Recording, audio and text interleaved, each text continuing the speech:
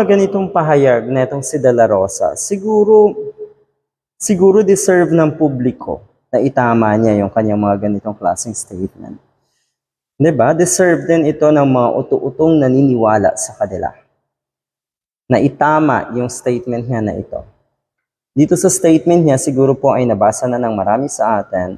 Yun nga, nung si Vice President Leni Robredo daw ang nakaupo sa Office of the Vice President, tahimik naman itong oposisyon. Hindi naman nila kinakalkal yan, yung mga confidential funds at syempre kung ano pa na dapat kalkalin.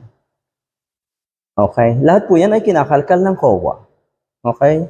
Lahat ng ahensya, ginagawa yan ng COA, trabaho nilang kalkalin at busisiin kung saan napupunta yung mga gastos. So, kinalkal ng COA. Ang nangyari, walang makita na hindi or kung anumang anomalya na ginawa ang Office of the Vice President under Leni or Vice President Leni Robredo. Wala po. Bakit ngayon ay kinakalkal? Bakit ngayon ay binubusisi ng mga katulad ni Riza Ontiveros? Una, dahil trabaho nila yan. Pangalawa, dahil napaka-questionable po nung laki ng confidential funds nung Davao City Mayor pa itong si Duterte at ngayon nga, or nung nakaraang taon, na 125 million ang naging confidential fund na kuno ay ginastos lang ng 11 days. Di ba talagang sabihin na natin dizzying, yun nga ang term netong si Riza Ontiveros. Mind-boggling, di ba? Yung tipong mag-iisip ka anong nangyayari, pera ng taong bayan, tapos hindi nyo masagot-sagot kung paano at ano ang pinagkagastusan. Tapos ngayon, i-justify ng mga katulad ni Bato de la Rosa.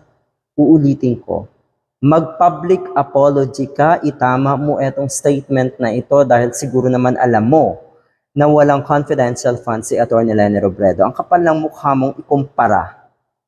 Siguro rin alam mo na napakalayo pagdating sa performance, napakalayo ng agwat, di hamak na lamang si Atty. Leni Robredo.